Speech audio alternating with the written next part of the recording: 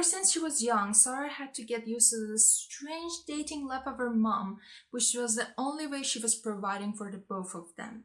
But at some point, the flow of these stranger men and acquaintances in their house stopped when her mom began dating Javier, who later proposed that he would take them back to Mexico with himself so that he would be able to provide for them permanently.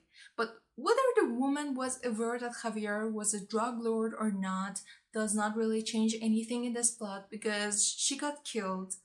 And whether it was out of lust or running out of options, he decided that he would keep Sarai in the compound for himself. Killing Sarai begins years later when finally Sarai realizes that one of the guests that comes in the compound for business is of the same nationality as hers. So without really knowing anything about this strange man, she hides at the backseat of his ridiculously expensive car and waits until they were a bit away from the compound before pointing a gun at his head and threatening him to return her to the US soil. Of course, it doesn't take much effort from Victor's side, our professional assassin, to disarm a young girl, but instead of returning her instantly to Javier, he decides to keep her as leverage in order to ensure he's going to get paid after he's being done with the mission. Now, Sarai is no stranger to murder or any source of violence, but never had she really been safe to showcase what all of those things she was observing was doing to her, all the sexual assaults. And now that she finally has some sort of freedom, she starts showcasing what all that has been doing with her mind without the issues she's having. Because as Victor realizes, she's showing no reaction and makes none of the decision that a normal, ordinary girl her age would, which kind of makes Victor have a sort of empathy toward her after seeing the similarities between her and the people he works with himself even. And it's a dangerous sort of empathy because it's the sort of thing he killed in himself when he joined the business. It's what ensures the maintenance of his life in this sort of dangerous career. And at the same time, the girl simply knows too much about Javier's business for the guy to be okay with her wandering around, so he calls Victor to offer him $1 extra million for him to get rid of Sarai.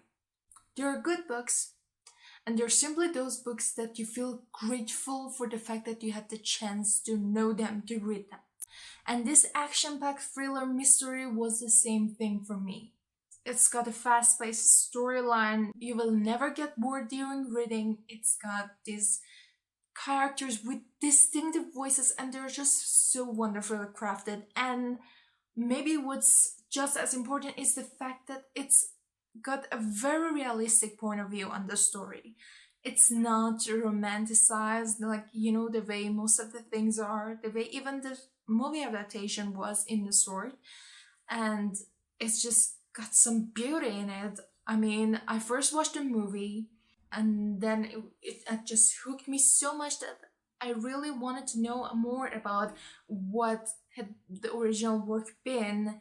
And still, I finished the book like in 2 or 3 days and I was only reading at night. And it hooked me to move on because it's a series actually. And whether you should watch the movie first or the book, I will need to discuss that in a separate video to tell you about the differences that happen through the process of turning it into a movie. But let me just say that it's going to be a unique experience and I have no idea why this author is not globally famous. It was just such a beautiful piece of literature. Which is why it pissed me off that I couldn't rate it 5 stars. I rated 4, the exact rating I have given on Goodreads to some books who had way more issues. Most probably because we don't really have the option of 4.5 and half stars on Goodreads, which is so unfair in so many cases, especially this. And I'm going to tell you my 2 issues with the book, or at least as far as I can remember. One. At some point in the story, a certain character got shot in the belly. That's a nasty gash.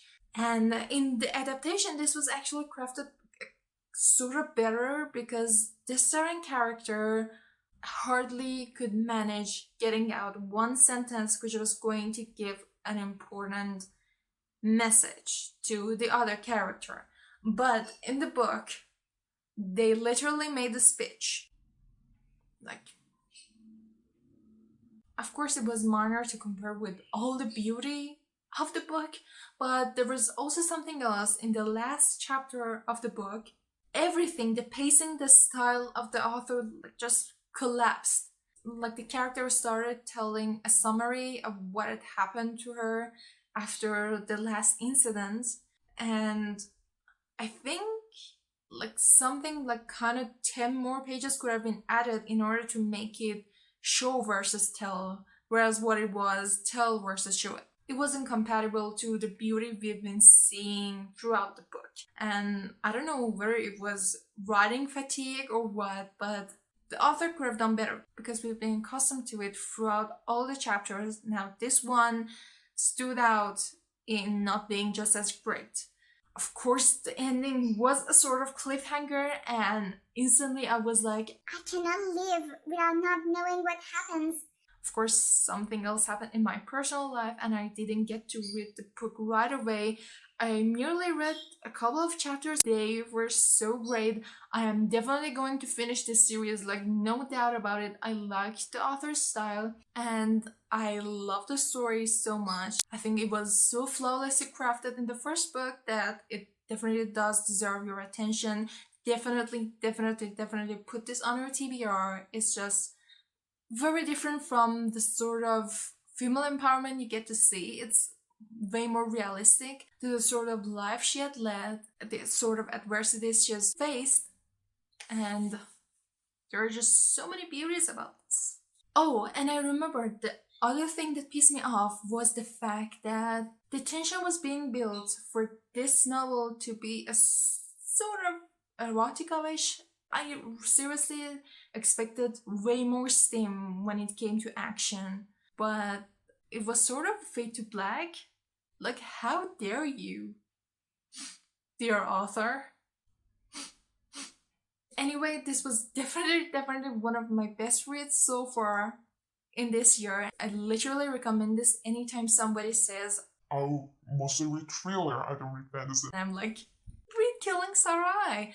Definitely do read Killing Sarai and tell me if you two have any sort of thriller favorite, you know, with a dark theme especially, and we shall compare and talk maybe in the future. Let's also mention something about the adaptation, because mostly when it comes to us bookworms, we know that the quality of the book is like 99.99% of the time way better than the movie. But when you check out the adaptation, you will notice it was produced by William Levy, who also played the role of Victor. And that might change your urge whether to read the book first or watch the movie first. So please do yourself a favor and watch my next video on the differences between the adaptation and the book and make the best decision. I could talk more about this right now, but I don't want to lengthen this video, so I guess until the next time we meet, bye. I'm Shahrzad, and thank you so much for watching this episode on Shahrzad Stories channel. See ya!